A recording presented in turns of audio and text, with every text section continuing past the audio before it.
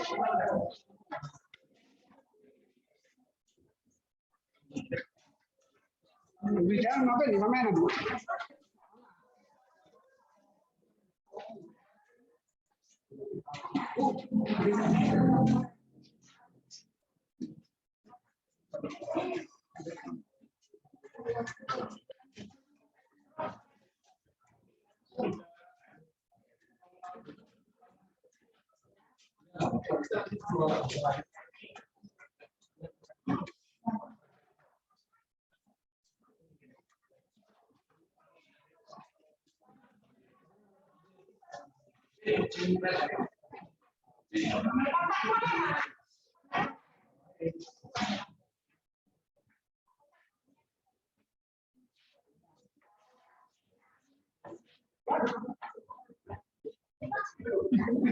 Ya, silakan Mas Mukti. Ya, assalamualaikum warahmatullahi wabarakatuh. Salam sejahtera untuk kita semua. Om Swastiastu, Namo Buddhaya, Rahayu, Rahayu. Jadi hari ini kita akan berdiskusi tentang situs Watugong. Teman-teman sebelumnya ada yang sudah tahu apa itu gong? Sudah tahu apa itu gong? Ayo.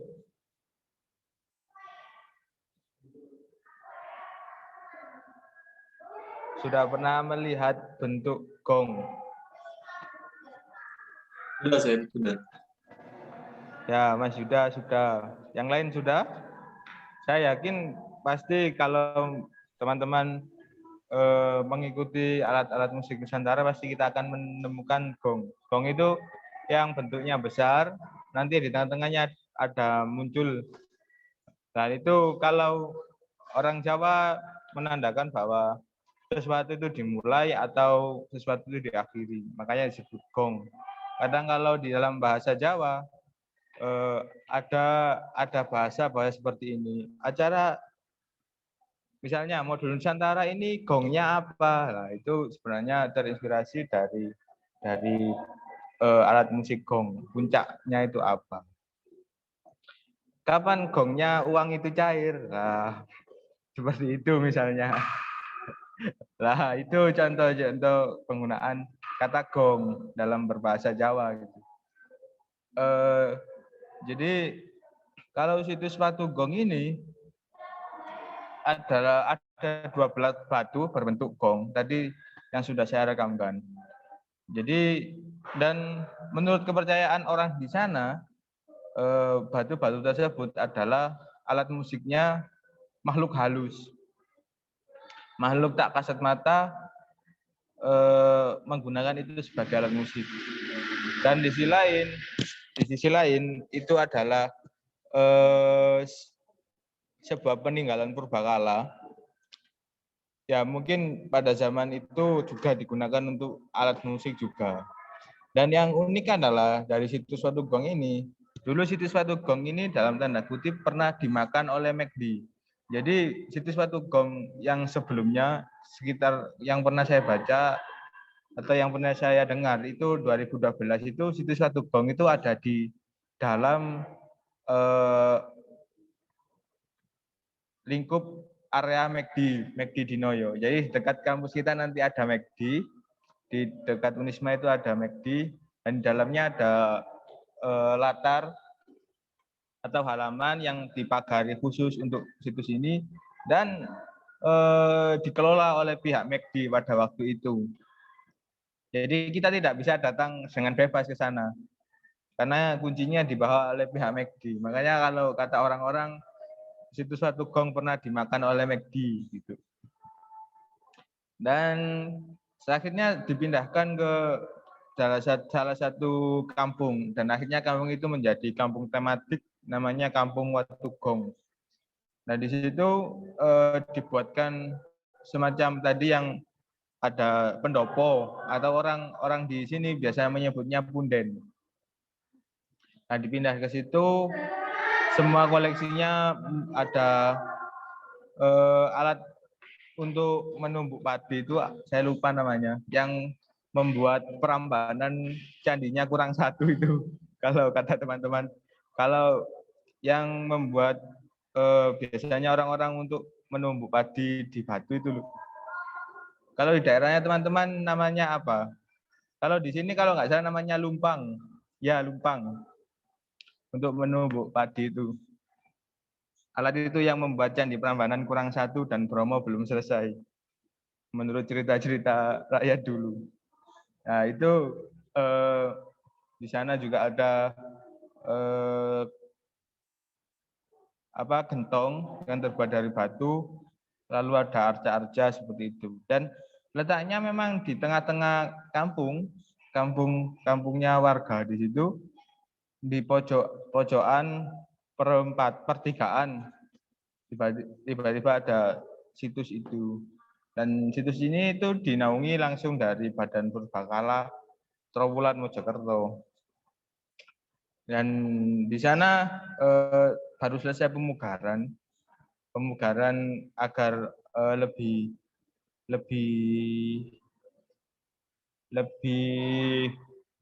indah lah tadi bangunannya pundanya itu juga baru dan tidak untuk masuk ke sana pun namanya situs ya saya rasa kalau kita bertemu situs-situs dimanapun itu jarang yang ada tiketnya dan tidak ada syarat khusus ya syarat khususnya harus bertemu dengan juru kuncinya seperti saya kemarin seperti itu kawan-kawan. Jadi kalau di sini di Malang itu banyak situs-situs, ada situs pemandian Kendetes di Singosari, lalu ada situs Ngawonggo. Ngawonggo itu di mana nanti di Ngawonggo mungkin lain waktu kita akan melihat videonya dan mudah-mudahan gongnya adalah kita yang ke sana. Jadi di Ngawonggo itu ada situs seperti sentra kuliner, tapi mereka tidak mau disebut warung atau restoran. Dan di sana tidak menjual makanan hewani, diharamkan ada makanan hewani di sana. Dan dekat sebuah ya banyak arca-arca seperti itulah namanya situs ya. Itu penjelasan singkat dari saya. Terus situs Watu Gong ini terletak di Tlogomas. Tapi nanti kalau ke Malang pasti bertemu Jalan Watu Gong. Watu Gong itu jalan di dekatnya McD yang saya ceritakan itu. Mungkin itu dari saya pengantar. Nanti kita bisa berdiskusi lebih lanjut, apalagi tentang situs-situs yang ada di daerah kawan-kawan. Silahkan, barangkali ada tanggapan.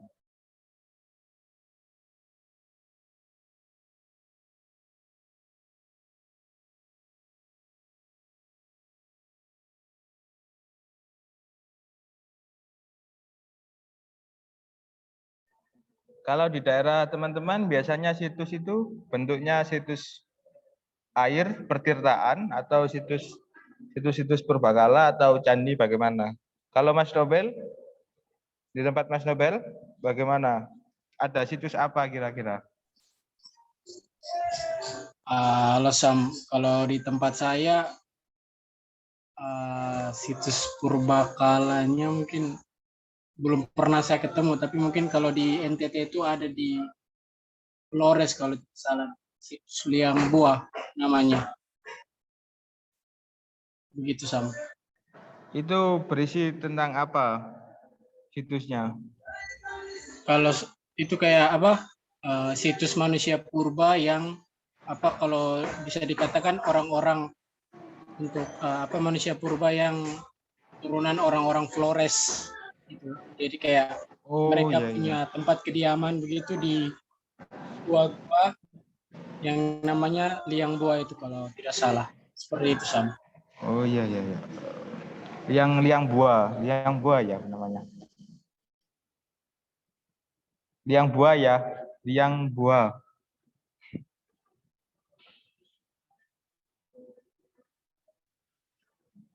Kalau di daerahnya Mas Yuda, ada situs apa yang ada di sana?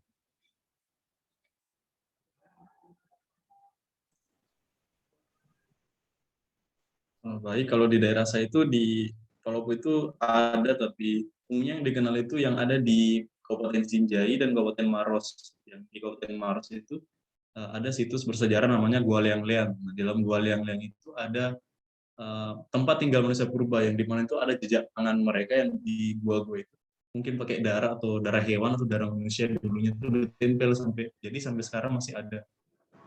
Gua Liang. Terus di Sinjai itu ada juga situs Batu Pakai Kojek, yang dimana katanya orang di sana dulu asal mulanya manusia yang di Sulawesi itu di situ dulu di Kabupaten Sinjai. Jadi itu situs purba seperti itu, Sen.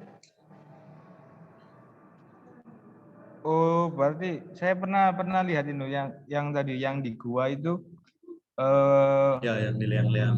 Ya yang terkenal ada cap tangan di sana. Yang katanya kalau saya pernah dapat cerita itu kalau semakin banyak cap tangan tapi jarinya berkurang, mereka itu memotong tangan manusia purba pada zaman itu memotong tangannya untuk menanda bahwa salah satu kerabatnya ada yang sudah meninggal. Ya benar yang itu tuh Mas? Iya. Ya. Terima kasih Mas Yuda. Selanjutnya kalau di Mbak Bedris, ada situs apa Mbak di daerah Mbak Bedris? Kalau di Ende itu ada situs peninggalan Bung Karno, rumah pengasingan Bung Karno. Oh rumah pengasingannya Bung Karno yang di Indi. Sekarang jadi apa Mbak di sana? Apa masih ada yang menempati atau menjadi museum Bung Karno? Jadi museum, Kak. Tidak ada yang menempati. Dan kita bisa masuk di sana dengan bebas atau? Kalau bebas mungkin tidak sih Kak.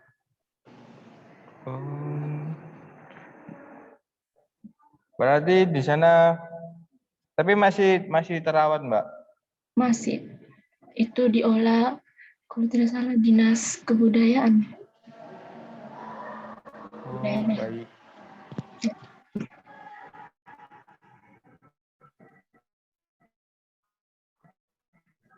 Jadi tempat pengasingan Bung Karno di India. Terima kasih untuk Mbak Beris.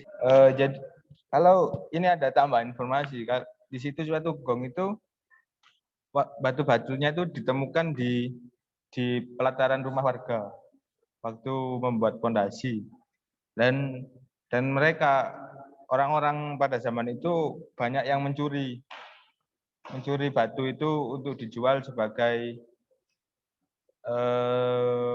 karena kepercayaan ya, karena kalau ditaruh di rumah khususnya di fondasi akan ada dampak apa gitu. Kalau orang-orang Jawa kan seperti itu. Dan di sana ketika ditemukan situs itu lebih orang-orang berbondong-bondong ke sana untuk mencari bata merah. Jadi kalau candi atau benda-benda purbakala itu kebanyakan ditemukan oleh, kalau tidak kuli bangunan, orang membuat bata. Kalau di sini kan lebih banyak orang-orang seperti itu yang menemukan benda-benda purbakala. Pun candi-candi di Malang itu katanya Candi Singosari yang besar itu ditemukan saat ada orang yang sedang membuat bata. Teman-teman kan tahu kalau membuat batu bata itu perlu lapisan tanah liat yang agak mendalam. Akhirnya orang-orang di sini itu mencangkul lebih dalam mencari tanah liat yang sangat bentuknya itu, teksturnya itu padat dan keras itu. Jadi kadang waktu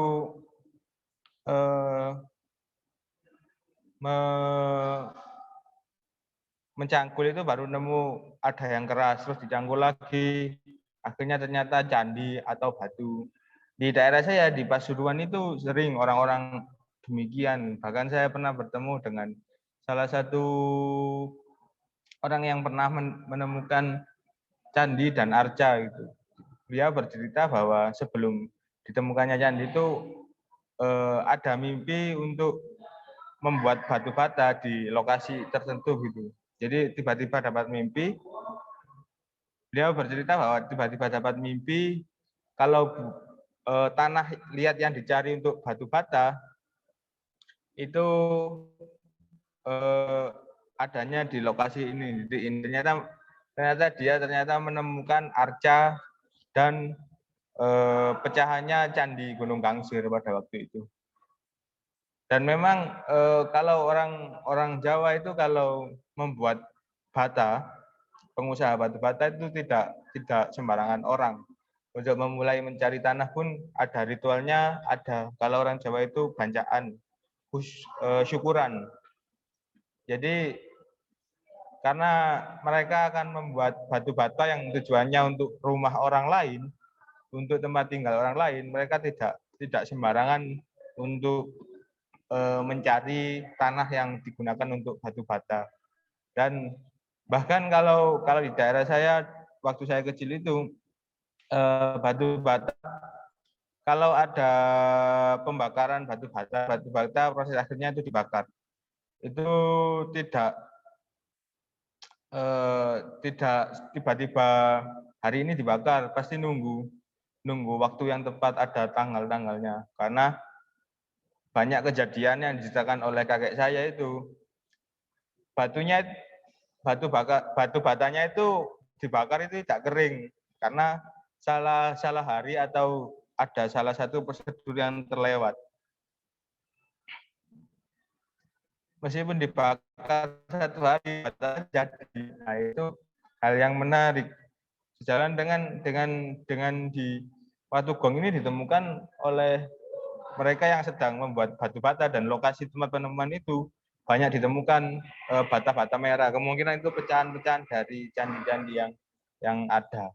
Tuh.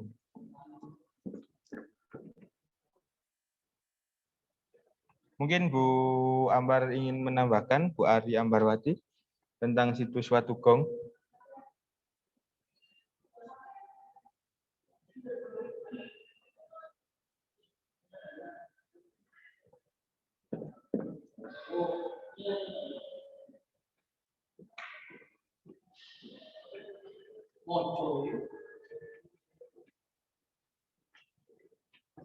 Jadi itu, Bu Ambar masih ada kegiatan.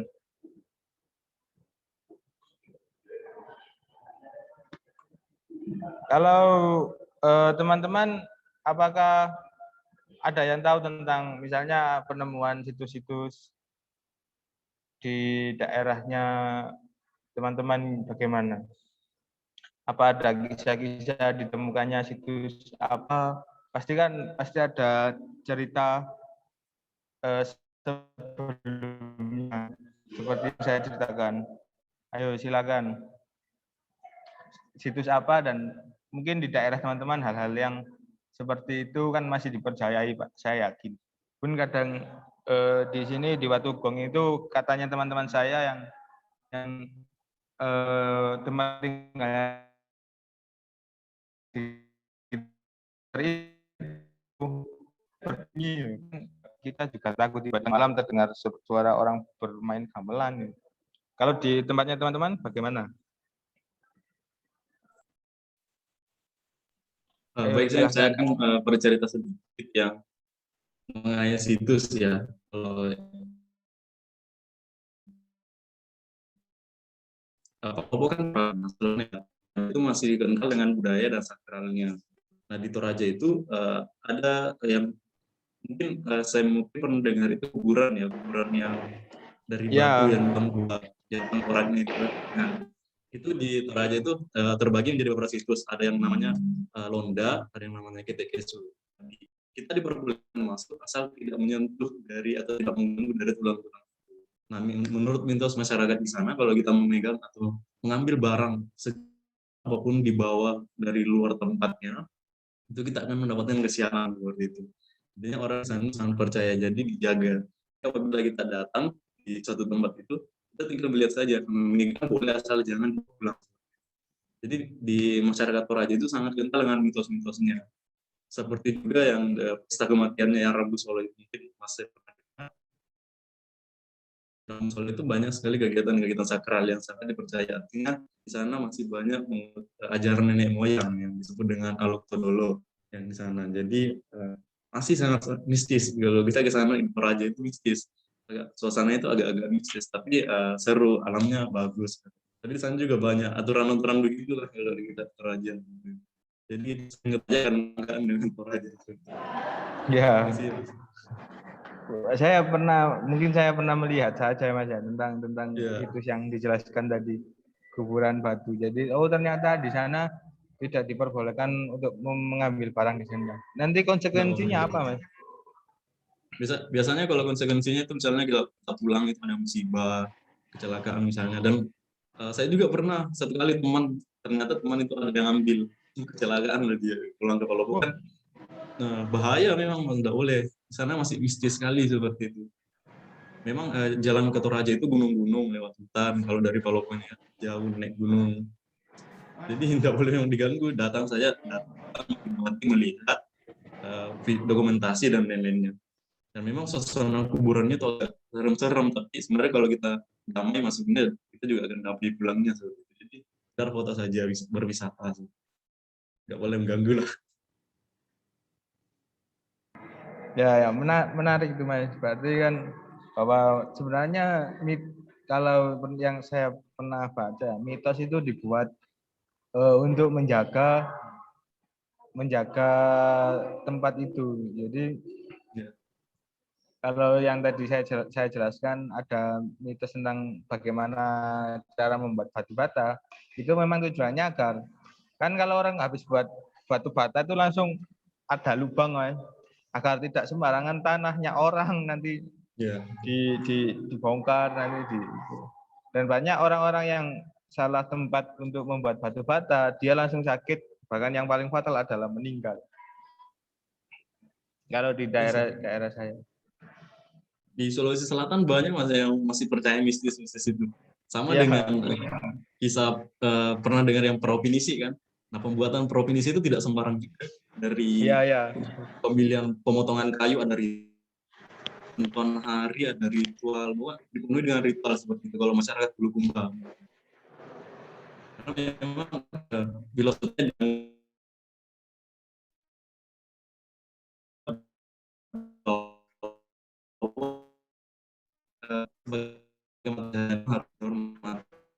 ritual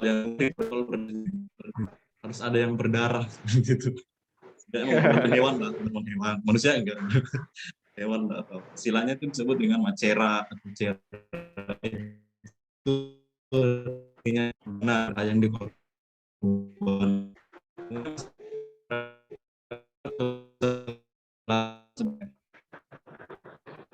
Dan mungkin percaya kalau teman-teman di luar Jawa, saya yakin bahwa banyak sekali mitos-mitos yang berkembang. Dan saya sendiri merasa bahwa kalau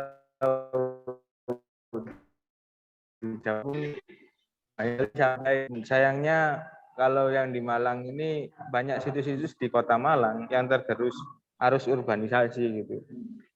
Jadi karena di Malang kan banyak pendatang, akhirnya mereka orang-orang yang lebih mengerti itu lebih menyesuaikan zaman. Ini sedikit cerita ya. Kan kalau di Jawa itu kan ada bahasa kromo, nah bahasa itu kemudian saya sama penjaga situsnya, saya pakai bahasa kromo. Saya percaya bahwa orang yang menjaga ini pasti orang-orang yang memiliki istilahnya karakter memegang teguh kultur Jawa. Dan ternyata orangnya tidak mengerti saya pakai bahasa Jawa kromo yang paling halus itu. Karena saya sempat kaget gitu, teman-teman. Kok gak ngerti? Ya mungkin saya rasa karena terbawa arus urbanisasi di Kota Malang itu, banyak orang-orang kota akhirnya mereka yang bisa yang sebenarnya mengerti akhirnya hilang. Kalau teman-teman yang lain ada cerita lagi tentang situs dan situs-situs yang dianggap mistis seperti situs Batugong.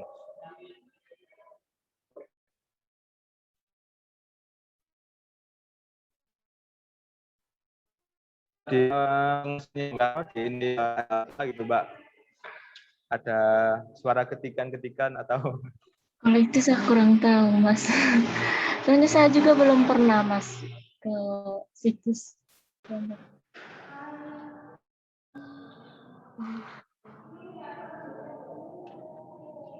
Yang lain, barangkali ada yang ingin bercerita tentang situs. Tadi Mas Nobel, Mas Yuda, Mbak Petri sudah. Mbak Petri sudah. Mbak Fadila?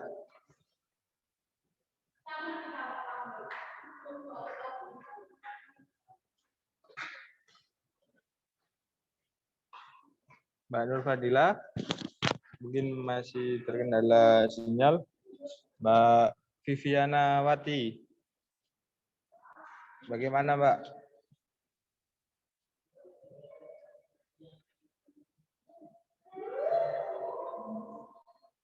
Teman-teman yang lain, Mas Giovano, Mbak Maina, Mbak Mariam, ada cerita apa di daerahnya tentang situs-situs bersejarah atau situs purbakala yang lainnya? Silakan.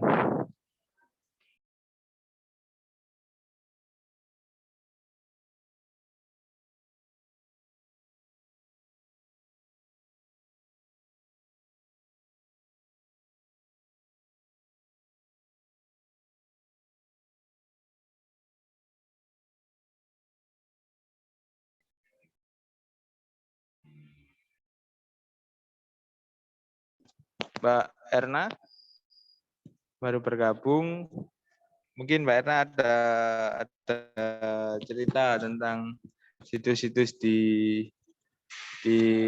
daerah Mbak Erna.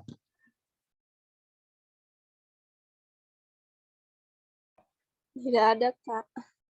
Maaf, tadi terkeluar sendiri, Kak. Mbak Erna ini asalnya dari mana? Saya lupa. Kota Kendari, Kak, Sulawesi Tenggara, Mas. Di Kendari apa masih ada situs-situs yang dipercayai sebagai situs yang keramat seperti itu, Mbak? Kalau tadi kata Mas Yuda tentang situs kuburan batu di Toraja. Di Kota Kendari sendiri kayaknya tidak ada, Mas Mufti, mau di Kota Kendari.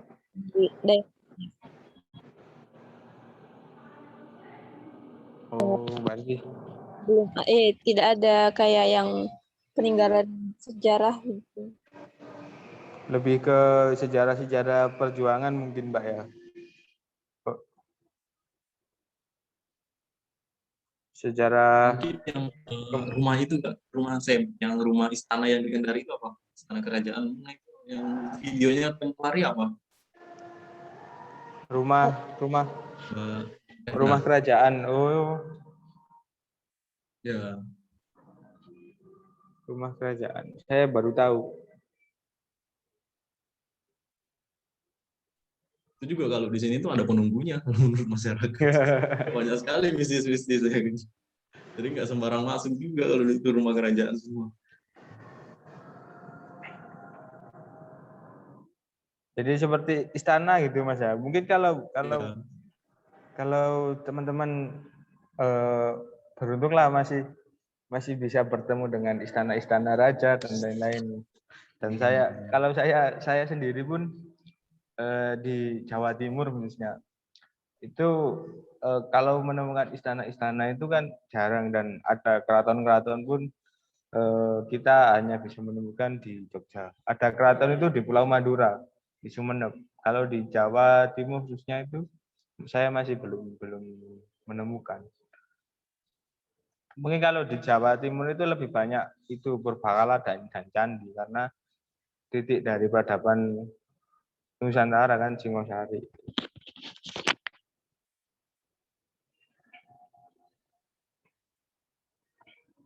Kalau teman-teman yang lain, Mas Giovanno,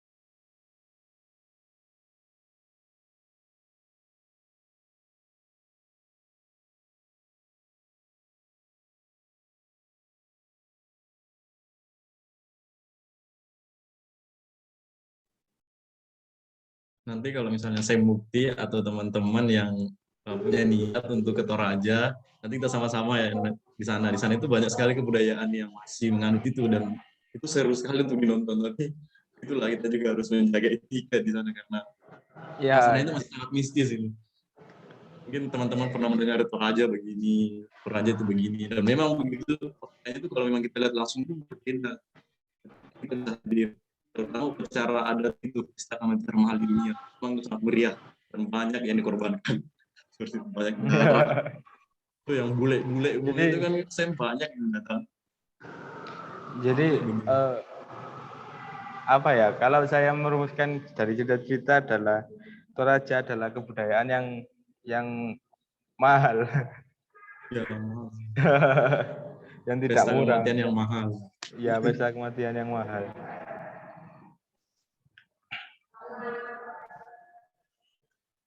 Tapi memang terkadang itu mitos-mitos itu antara dipercaya atau tidak. Memang sebenarnya ada dan tiada gitu. Jadi masih kita tidak bisa memastikan bahwa iya ini karena ini. Tapi kadang kita bisa melihat saya pernah melakukan apa, kok akibatnya apa. Kalau di daerah saya, di kabupaten saya itu di Pasuruan pun saking dipercayanya mitos-mitosnya, Bung Karno itu pernah mendaki Gunung Penanggungan, dan Gunung Arjuna, dua itu. Di sana kan masih banyak candi-candi, dan Bung Karno itu pernah bertapa di sana, di gunung itu, dua gunung itu. Sampai ada situs pertapaan Bung Karno. Ya seperti kalau di India kan banyak situs yang pernah dikunjungi Bung Karno. Dan kalau di gunung-gunung itu kan biasanya kalau orang-orang Jawa itu mempercayai untuk mencari kekuatan. Itu.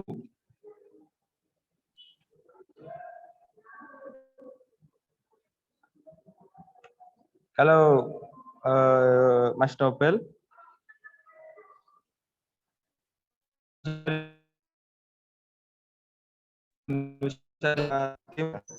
Ya, Sam, ya, ya.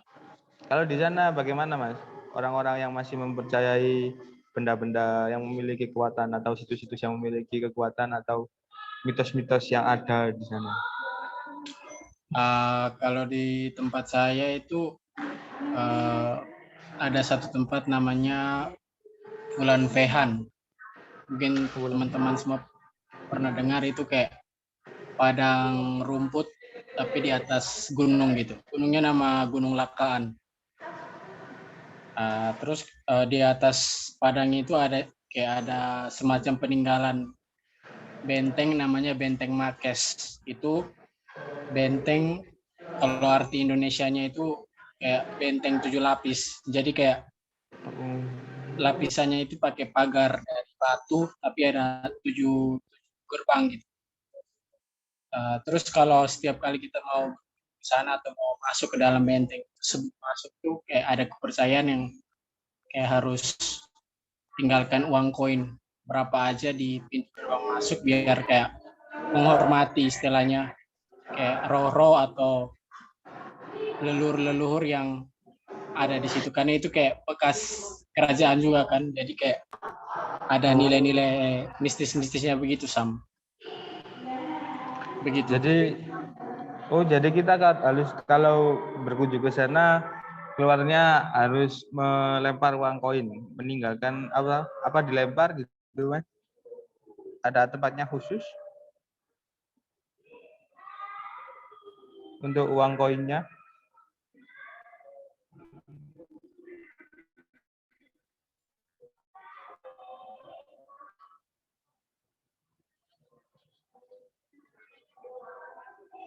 Tapi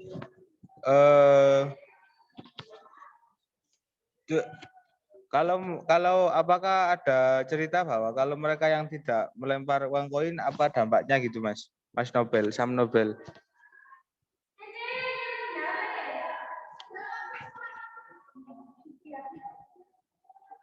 Oh, Halo, Sam. Sam Nobel keluar. Halo, Sam Nobel. Ya. Mau maaf, jaringannya buruk di sini. Itu kayak ya saya tangkap pertanyaannya Sam, kayak kalau misalnya tidak meninggalkan uang itu ya mungkin kayak nanti di perjalanan pulang atau nanti ada kesialan begitu, kayak musibah nanti dapatnya. Kan itu kayak kepercayaan turun temurun begitu, Mas. Jadi kayak harus itu berarti bentuk penghargaan untuk roh-roh leluhur yang ada di benteng itu, Mas. Begitu. Oh, jadi memang ada tempatnya khusus gitu, Mas, untuk melempar uang koin. Biasa juga itu kayak biasa orang-orang di situ di sekitaran Gunung Lakan itu kan kayak percaya kalau Gunung Lakan itu tempat suci buat mereka, buat kayak bisa kasih seperti media untuk penyambung mereka dengan leluhur kan. Jadi kayak biasanya ada acara-acara adat di benteng. Jadi kayak sebelum masuk itu biasanya uang koinnya itu ditaruh di kayak pintu masuk paling luar. Anggap aja gerbang ke-7. Jadi kayak sebelum masuk taruh koinnya di situ baru kita bisa masuk terus ke dalam, terus bisa lihat-lihat. Ada juga peninggalan kayak meriam bekas Belanda atau Jepang nggak salah. Ada di tengah-tengah benteng gitu, Mas. Oh, jadi tapi memang uangnya dibiarkan dan tidak ada yang mengambil dan tidak ada yang berani mengambil mungkin ya. Iya sih, kayak ya siapa juga yang mau ngambil. Kalau ngambil ya mungkin juga atau apa, nggak tahu kan. Bahaya Ya, juga kalau diambil ya. Iya, betul. Dan kalau di sini itu yang sering itu di pohon-pohon besar itu kadang diberi sesaji kalau orang Jawa, sajen. Dan diberi misalnya buah atau rokok. Dan saya menemukan sendiri kawan-kawan saya yang nakal waktu kecil itu ya diambil, dimakan. Bahkan orang-orang yang mengambil dan merokok. Dan mereka karena tidak percaya dan tetap meskipun dilarang, tapi kalau mereka tidak percaya pasti akan tidak berdampak apa-apa. Kalau kata mereka, kata orang-orang di sini, bagi mereka yang dalam tanda kutip skeptis ya, mereka pasti bilang kalau tidak percaya ya tidak akan terjadi apa-apa. Tapi bagi mereka yang percaya ya pasti jadi apa-apa. Saya memilih untuk ada di tengah-tengahnya saja. Ya, ini tadi baru bergabung Mas Saldi, Sam Saldi.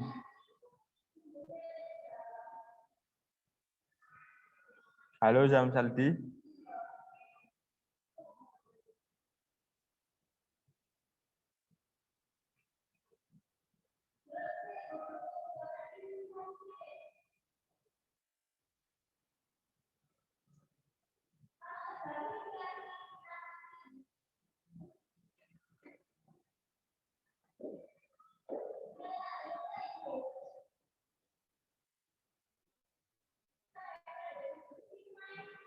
Oh, Mas Saldi masih susah jaringannya. Yang ini yang belum bercerita, Mas Giovanno. Mas Giovanno? Halo? Mbak Maina?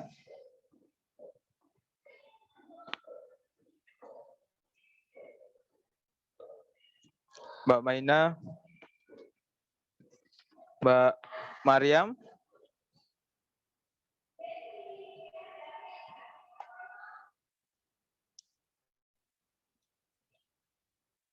Mbak Viviana Wati? Mbak Nur Fadila? Teman-teman ini mungkin sedang terganggu jaringannya.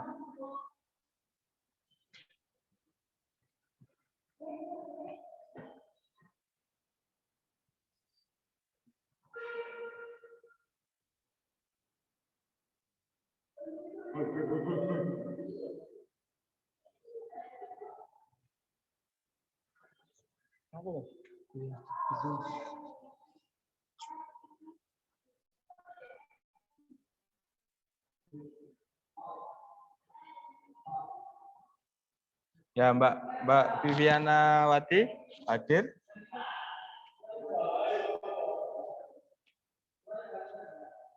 Mohon maaf lagi, ini Mbak Maina lagi di jalan.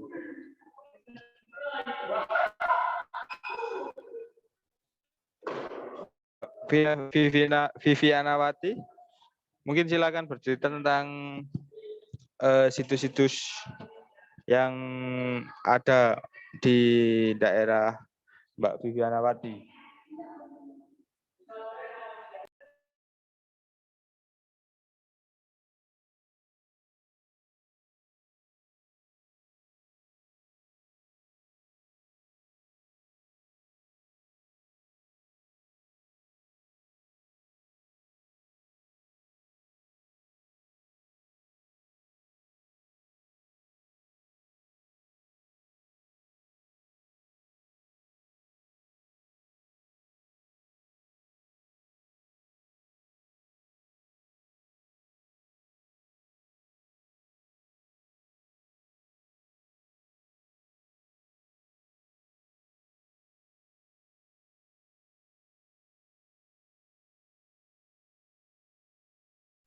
Ini dari Mbak Viviana Wati bahwa di Kendari itu yang terkenal adalah peninggalan dari Jepang. Tapi mungkin kalau di daerahnya teman-teman masih banyak peninggalan dari Jepang mungkin ya. Kalau kan seperti yang dua kali tur virtual ini kan lebih banyak saya bercerita tentang benda-benda purbakala ya. Mungkin kalau di daerah teman-teman lebih banyak situs purbakala atau situs-situs peninggalan di zaman perperangan, di zaman sejarah kemerdekaan Indonesia lebih khususnya. Kalau di Toraja lebih banyak situs apa, Mas Yuda?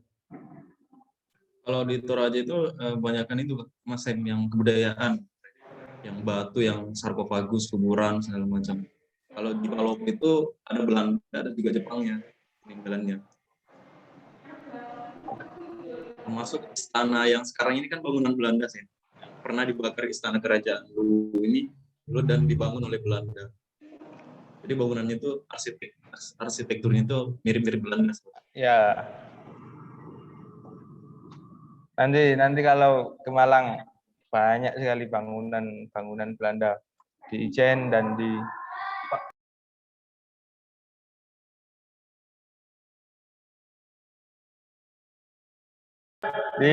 Ijen dan di kawasan Kota Lama. Kalau di Malang itu banyak bangunan-bangunan Belanda.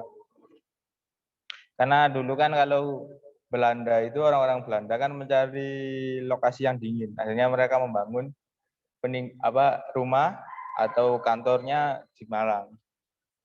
Seperti itu. Mungkin sama juga sejalan dengan yang diceritakan Mas Yuda tadi. Kan di Toraja kan terkenal dataran tinggi. Akhirnya mereka membangun rumah dan tempat tinggalnya di sana. Nah, di Toraja itu ada lagi satu yang unik. Yang saya pernah dengar tinggal dengan mayat.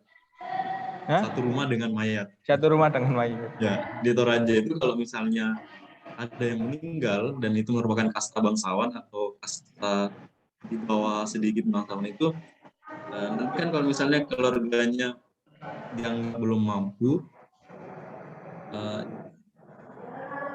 halo? Ya. Selanjutnya, kalau misalkan mayat kan pesta adat Rabu Solo itu kan butuh biaya banyak. Nah, artinya kalau misalnya keluarganya belum mampu, itu mayatnya disimpan dulu menunggu sampai ada yang bertahun-tahun malah. Nanti kalau misalnya uangnya sudah cukup, baru bisa diadakan pestanya. Jadi ya di rumah itu di Toraja itu kita nggak tahu kalau dalam tiap rumah itu ada mayat, dan memang ada. Itu mayat nenek dia atau orang-orang tua itu disimpan sampai pesta atau uangnya untuk melakukan pesta itu mencukupi. Tapi orang Toraja menganggap bahwa mayat itu belum meninggal. Masih hidup gitu, Mas. Masih bagian dari ya dianggap masih hidup. Jadi mayatnya itu disimpan di dalam peti yang namanya itu erong. Petinya itu disimpan di satu kamar. Nah, dalam kamar itu sanak keluarganya itu biasa bawa makanan kesukaannya atau minuman kesukaannya sama masa hidup. Itu ditaruh di samping peti mayatnya itu. Jadi mereka masih dianggap. Jadi di sana itu kalau belum melakukan ritual Rambu Solo itu masih dianggap sakit, masih hidup. Nanti kalau misalnya upacara Rambu Solo sudah tiba, itu betul-betul sudah dianggap seperti itu. Dan harus dilakukan ritual-ritual itu. Waduh. Nah, itu cukup menarik dan mengerikan sih lebih bagi tapi orang di sana udah biasa. Ini bentuk bahwa kekayaan budaya. Kalau saya sebagai orang Jawa, mayat itu tidak boleh lebih lama di rumah. Jadi ketika meninggal harus segera diurus dan segera pergi dikubur. Karena kalau kepercayaan di sini kalau katanya mbah-mbah saya dulu, kakek-kakek saya itu mayat itu akan menangis di rumah kalau tidak segera dikubur. Akhirnya dan lebih tersiksa gitu katanya. Secara batinnya kalau kata kakek-kakek saya yang dahulu, mereka akan lebih tersiksa batinnya karena mereka ingin pergi segera bertemu dengan amal ibadahnya, segera bertemu dengan kenikmatan apa yang dia dapatkan di sana di alam setelah mereka meninggal gitu. Kalau Toraja berbanding terbalik ya, Sen. Kalau belum dibicarakan belum ini mayatnya taruh.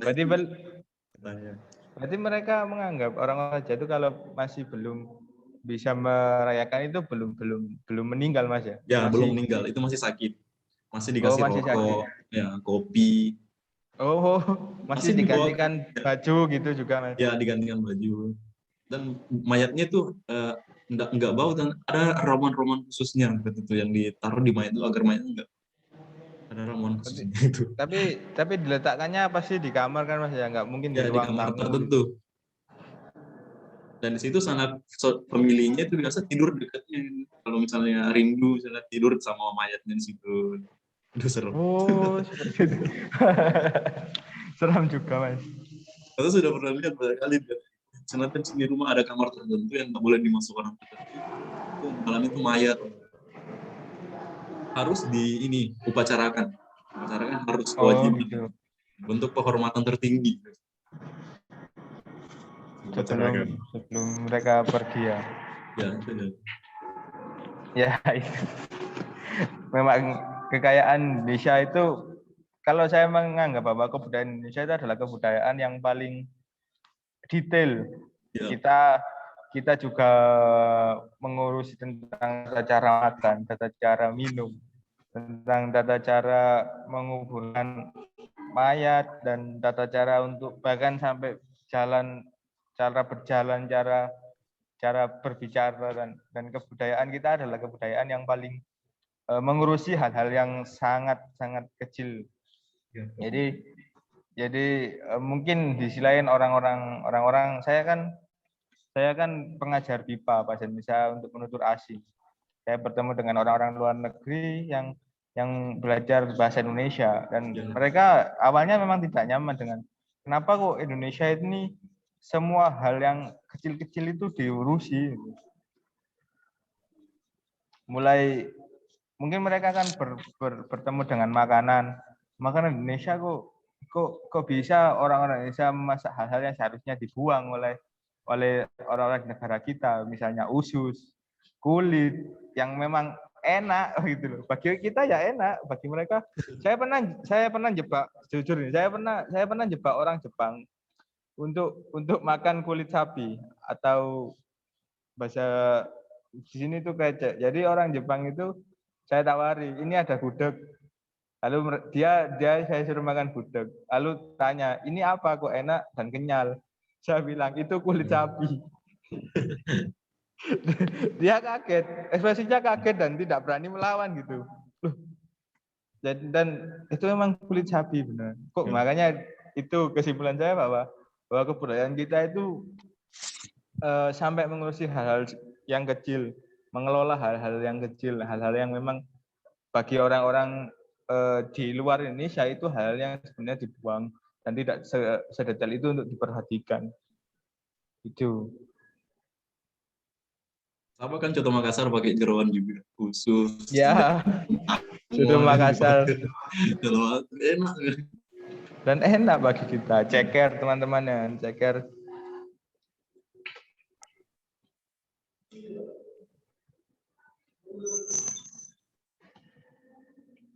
Dan kalau di Mas Nobel bagaimana Ya, Sam. tentang tempat-tempat, maksudnya bukan tentang budaya-budaya yang dianggap sakral atau mistis gitu.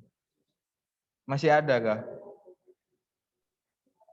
Kalau di tempat saya itu masih ada, sama seperti yang Samukti bilang tadi, yang pemujaan terhadap kayak pohon-pohon besar atau tempat-tempat sakral masih ada.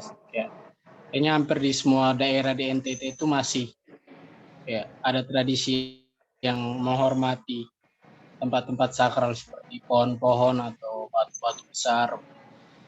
Terus kayak yang sebelum mendirikan rumah atau apa itu, kebiasaan di tempat saya itu mesti kayak harus ada sembelihan yang dipotong, dikorbankan biar kayak rumahnya itu bisa berdiri dengan kokoh dan nggak ada gangguan begitu.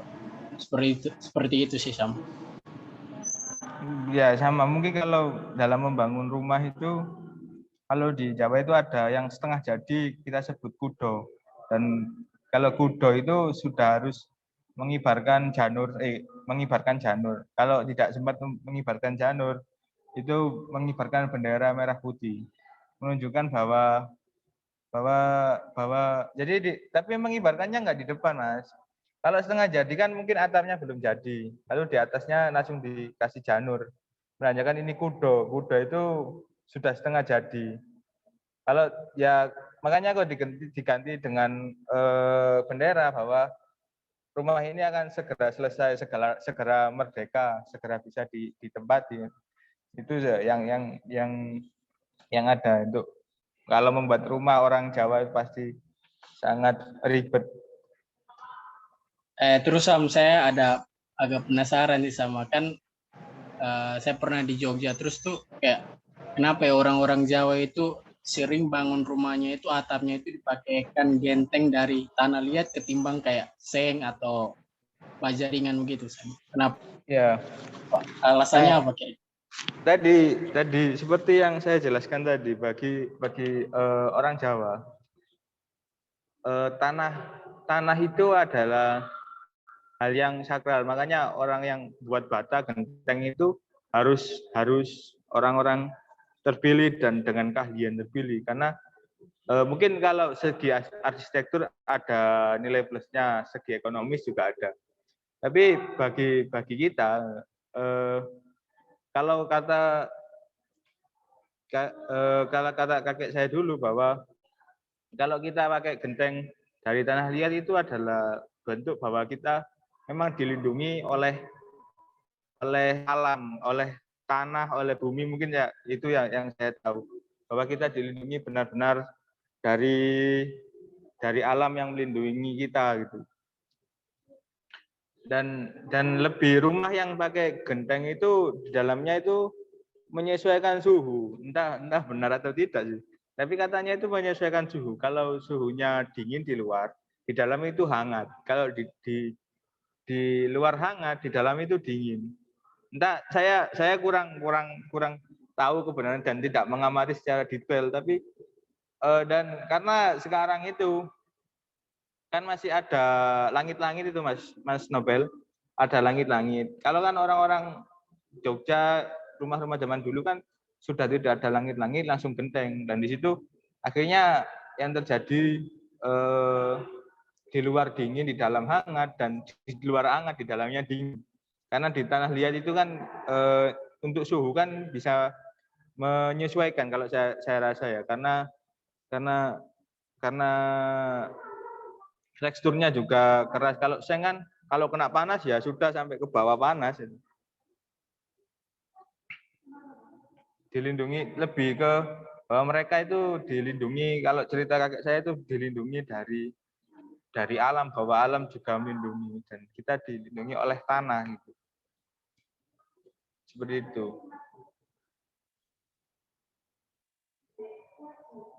Selain itu mungkin pintu ya, kalau rumah-rumah itu lebih rendah. Kadang pendek-pendek pintu-pintu rumah-rumah orang Jawa itu.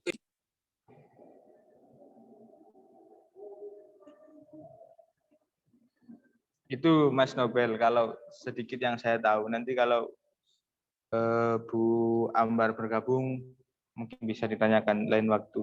Ada yang lebih absah mungkin. Kalau saya kan lebih dari cerita orang-orang yang terdahulu.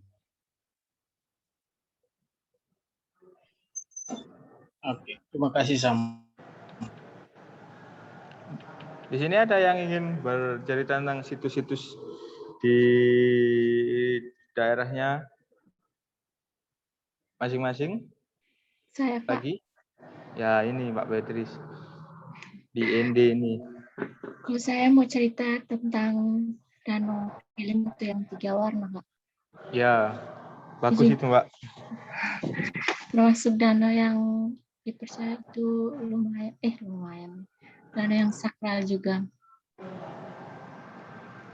Jadi kalau ke Danau Kelimutu itu biasanya itu kita temui ayam atau monyet. Jadi itu tidak boleh diganggu menurut kepercayaan orang ini, tidak boleh diganggu. Kalau diganggu nanti mungkin dapat sial nantinya, Kak.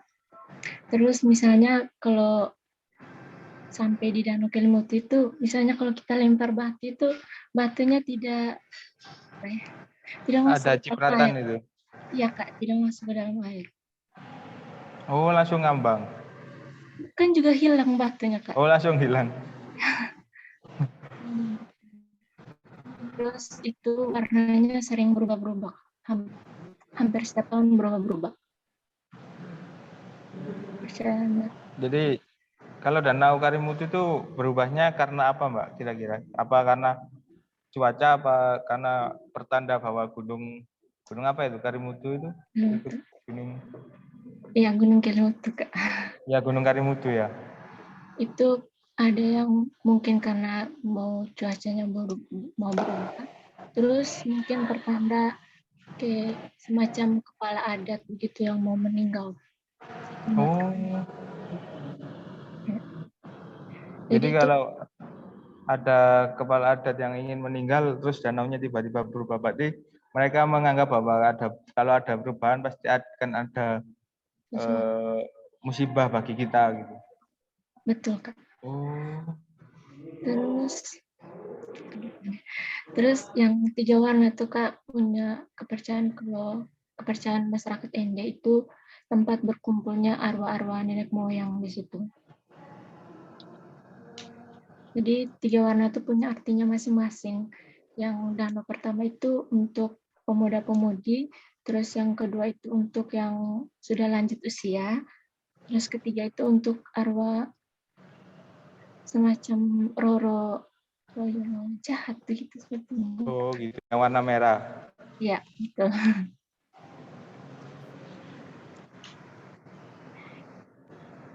Tapi memang setiap tahunnya ada ritual khusus gitu, Mbak, Iya, Kak. untuk Danau Karimutu ya.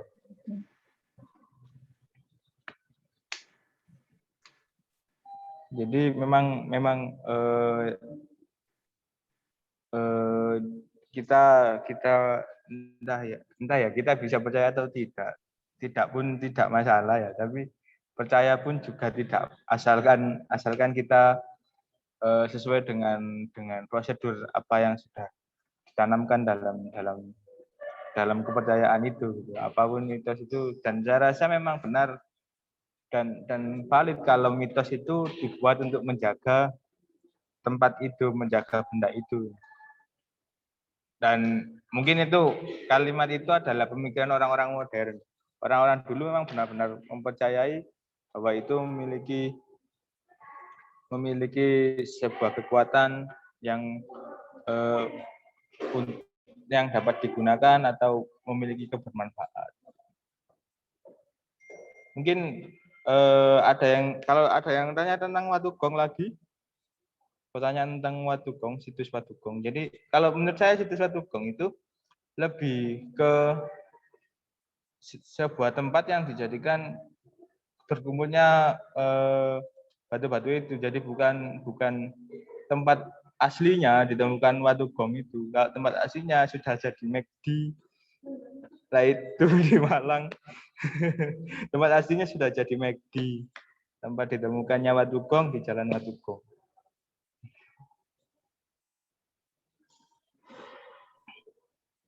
Kak, mau nanya Sam. Ya. Nah, ya kan yang kita tahu gong itu kan yang terbuat dari tembaga ya. Ya. Itu tujuannya dibuat di batu itu apa? Maksudnya apa? Apakah ada fungsi tertentunya? Kalau mungkin saya mencoba menjawab ya, bahwa gong yang dari tembaga itu sebenarnya sebelum ada peradaban zaman tembaga itu zaman apa ya? Pokoknya zaman sebelum ada, kita kan pernah ada di zaman batu. Jadi kita melihat bahwa banyak saya menduga bahwa sebelum ada gong dari tembaga itu gongnya dari batu. Dan ada 2 kemungkinan juga, Mas. Tadi kan bentuknya memang seperti gong, tapi saya rasa fungsinya juga bukan untuk gong. Kalau tapi sering kejadian itu berbunyi alat gamelan Jawa di situ-situ. Ngeri sih. Itu yang mengerikan. Tiba-tiba ada suara.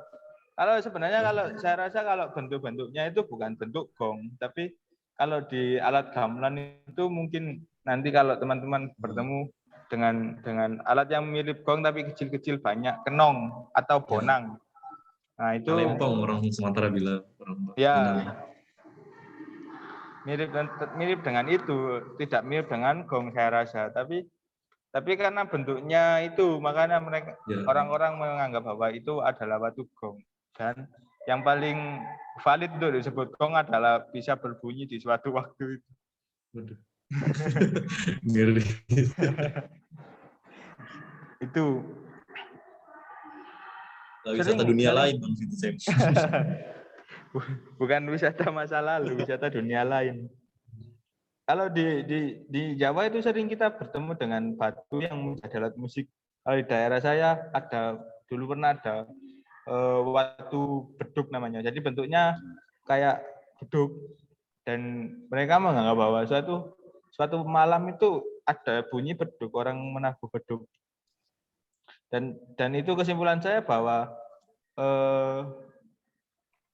semua itu dibuat bukan tujuan alat musik. Saya rasa pada zaman litikum itu orang tidak akan membuat sebuah alat musik kan gitu. Kalau asumsi saya sih, orang tidak akan membuat alat musik tapi alat untuk bertahan hidup, lebih untuk memasak dan lain-lain. Tapi seiring perkembangan zaman, yang membuat batu menjadi alat musik adalah peristiwa-peristiwa yang ada. Kalau di Pacitan ada gua gong namanya. Nah, gua itu kalau di atas gua itu ada seperti bulat, terus kalau dipukul itu kadang itu bunyi seperti gong. Dan kadang malam apa itu berbunyi suara-suara gong. Nah, itu yang menurut saya ada batu yang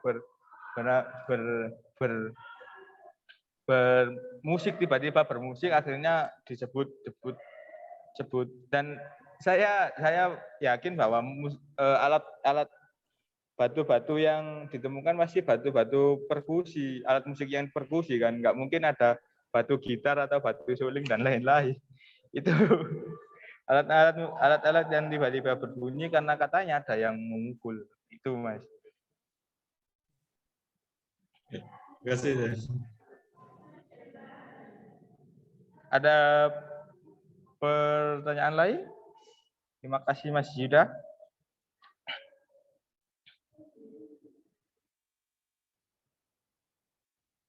Pertanyaan lain itu ke Malangnya kapan?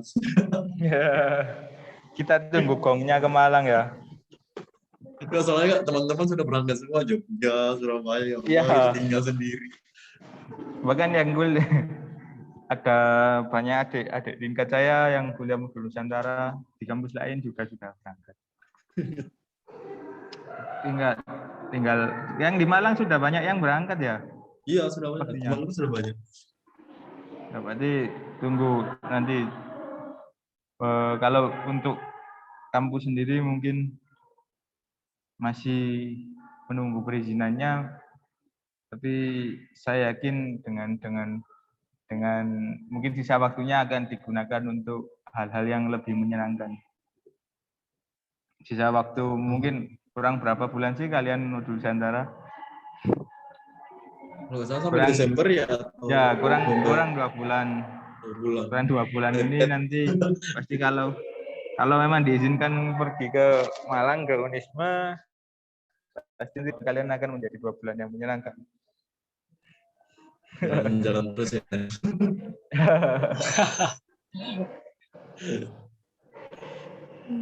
Sabar Mas Nobel, sabar. Ya, ya Sam ya.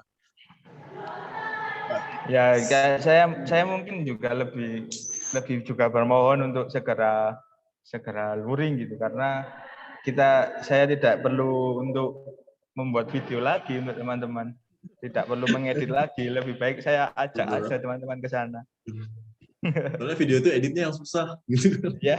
Butuh waktu. Ya mungkin kalau tidak ada, kita bisa mengakhiri kelas modul Nusantara Kebinekaan 7 tentang tur virtual.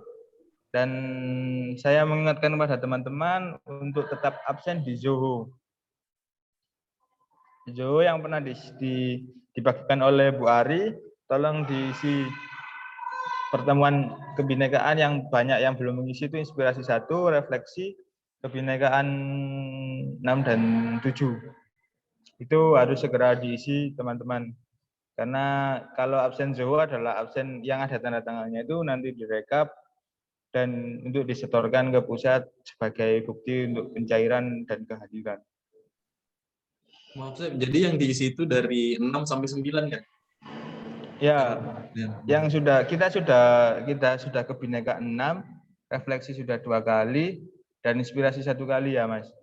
Tapi Ya. tetap absen di Spada dan di situ sebagai untuk rekapan saya mentor, nanti Bu Ari yang menyetorkan ke Kemendikbud. Saya juga absen, saya juga mengisi logbook sama juga. Baik, jika tidak ada yang ditanyakan, terus nanti komunikasi Zoho apabila masih ada kesulitan untuk yang mengisi, silakan hubungi saya. Dan kita akhiri kelas kita pada siang hari ini. Dan sebelum kita akhiri, marilah kita berdoa untuk kesembuhan teman kita, seperti yang diamanahkan dari Bu Ari tadi tentang kesembuhan Mas Given. Semoga Mas Given diberi kesembuhan. Untuk yang beragama Muslim saya mohon Al-Fatihah, dan untuk teman-teman yang Kristen saya minta doa sesuai dengan yang diajarkan teman-teman kepada teman-teman. Al-Fatihah. Bismillahirrahmanirrahim. Alhamdulillahirabbil alamin. Arrahmanirrahim. Maliki yaumiddin. Iyyaka na'budu wa iyyaka nasta'in.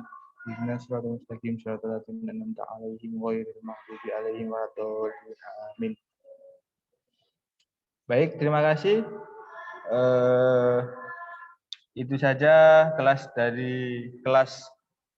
modul Nusantara tentang tur virtual waktu gong. Semoga gongnya adalah kita bisa bertemu di Malang dan segera dicairkan. Assalamualaikum warahmatullahi wabarakatuh. Amin. Waalaikumsalam warahmatullahi wabarakatuh. Waalaikumsalam. Terima kasih, Sam. Terima kasih, Sam. Waalaikumsalam. Air.